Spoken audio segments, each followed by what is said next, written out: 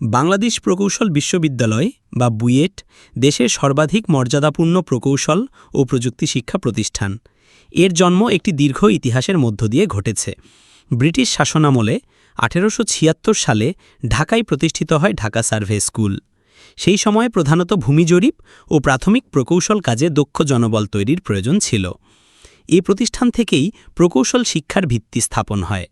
পরবর্তীতে 1912 সালে এর নাম পরিবর্তন করে রাখা হয় ঢাকা টেকনিক্যাল স্কুল, যেখানে নিম্ন ও মধ্যস্তরের প্রযুক্তিবিদ তৈরি করা হতো।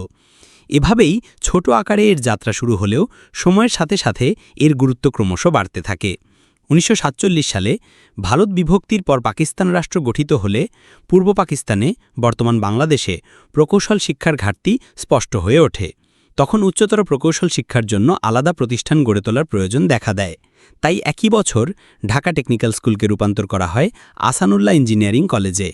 নবাব পরিবারের শিক্ষানুরাগী দাতা স্যার খাজা আহসানুল্লাহর নামে কলেজটির নামকরণ করা হয়। এটি ঢাকা বিশ্ববিদ্যালয়ের অধিভুক্ত ছিল এবং এখানে সিভিল, ইলেকট্রিক্যাল ও মেকানিক্যাল ইঞ্জিনিয়ারিং বিষয়ে স্নাতক কোর্স চালু হয়। এভাবে বাংলাদেশের প্রকৌশল শিক্ষার উচ্চস্তরের ভিত্তি রচিত হয়। এরপর সময়ের দাবিতে আরও উন্নত প্রকৌশল শিক্ষা প্রতিষ্ঠানের প্রয়োজনীয়তা বাড়তে থাকে।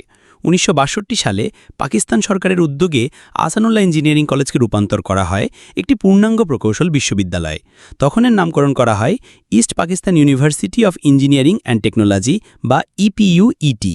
এখান থেকেই এই প্রতিষ্ঠানটি স্বাধীনভাবে ডিগ্রি প্রদান শুরু করে এবং আন্তর্জাতিক মানের প্রকৌশলী তৈরিতে ভূমিকা রাখতে থাকে।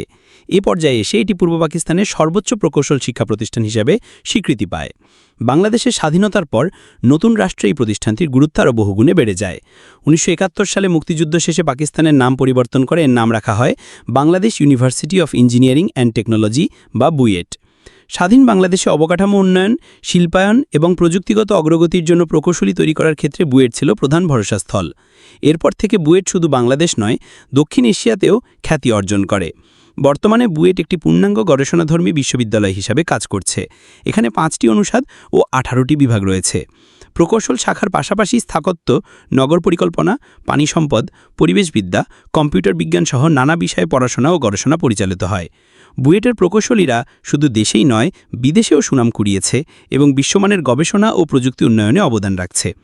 সব মিলিয়ে বলা যায় 1876 সালে একটি ছোট সার্ভে স্কুল থেকে শুরু হয়ে ধাপে ধাপে Dhaka technical school, Ahsanullah engineering college, east Pakistan university of engineering and technology হয়ে আজকের বাংলাদেশ প্রকৌশল বিশ্ববিদ্যালয়ে রূপান্তরিত হয়েছে।